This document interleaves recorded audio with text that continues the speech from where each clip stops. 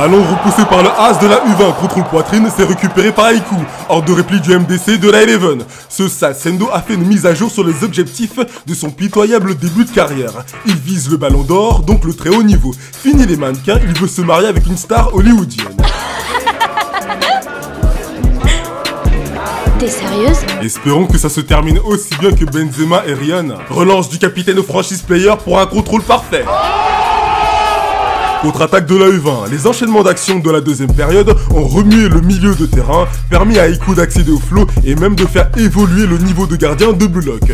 Ce qui est logique vu que c'est son premier match, donc il a tout à apprendre. Avec ce match, le football japonais va enfin entrer dans son âge d'or. Sei au duel face à Yukimiya et Karasu, s'il n'arrête pas la U20, tout est fini. Rhino marquage de Shido, mentalité de Brady, il passe à qui est le plus proche de la ligne d'en but. Shu à la position avec Kitsune Zato, Aryo et Yuri au contact, et ça passe en une de frappe du renard, et c'est repoussé par la tête de Mikage. Sendo à la reprise, et c'est contre Pandagi qui cogne sa tête contre tête face à Baru. C'est bien fait. Et c'est récupéré par Sei, Izagi qui vient le pourrir la vie, chope passe des pour Aiku, monté depuis sa surface de réparation, qui vient rappeler à tout le monde qu'il était un attaquant à la base. Chutai, et c'est dévié en corner par un tacle de Rin. Situation irrespirable pour Buratsuta, le président de la fédération, et soulagement pour la John Holloway de Blue Lock. Plus que 5 minutes avant la fin du match, pour le premier corner de l'année.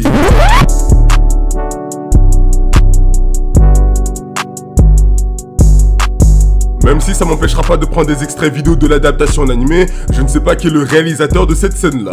Mais si tu veux mettre en valeur la vitesse de pointe du joueur le plus rapide de Blue Lock, tu ne le fais pas poser le talon en position de sprint. Imbécilade. Oui, mais t'as vu, les auteurs, ils ont validé le projet. Bah oui, comment tu veux qu'ils crachent sur l'investissement de l'éditeur? Tu crois qu'ils vont refuser la chaîne de montagne de Kishta qui vont se faire? Bah non. Bah ouais, logique. La dynamique gagnante a changé de camp. Espérons pour la Eleven que l'équivalent d'un trash talk clutcher arrivera pour obtenir la victoire. Qui sera le personnage éponyme du titre du chapitre 143. Avec ce que l'on a vu, on pourrait facilement dire Aiku et je me pencherai encore moins sur Bashira, conscient qu'il n'est plus seul dans sa tête et sur le terrain. Non, pour moi c'est l'ombre du chase-down tackler de ce chapitre, qui ressent l'envie de devoir prouver à quelque chose, surtout aux frères de Ralph. Parce que oui, bien sûr, le capitaine de la U20 c'est toujours mieux que Aryu, Reo, Nico et même Reishi, mais il faut relativiser, il s'est fait soulever par des lycéens, même pas sous contrat, des kidam avec 0 palmarès, alors que lui il est suivi par de grands clubs italiens. Genre, il fait partie des grands défenseurs de sa génération. Et comme Malcolm Jenkins, je t'aime bien, mais si c'est pour parler et te prendre 4 bastos dans la bouche... À votre place, je la ramènerai un peu moins. Moi, je pense qu'il y aura un petit pont d'Izagi sur Oliver Wiggum, s'il a bien observé Sei comme il a fortement pensé. Oliver très désappointé de l'humiliation intergalactique qui vient de se prendre, il en provoquera une faute. Si c'est un coup franc, le débat, ça sera Le Pen contre Itoshirin. Par contre, si c'est un penalty, là, on va voir qui va s'imposer pour le tirer.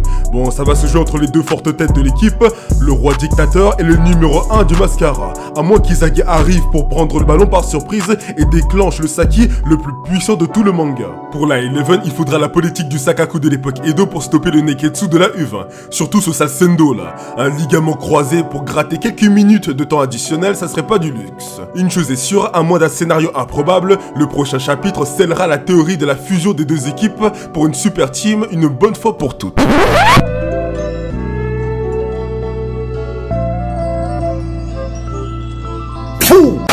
Comment tu vas, gros fils de pute? Ça va, gros fils de pute? Panique bien ta mère, hein.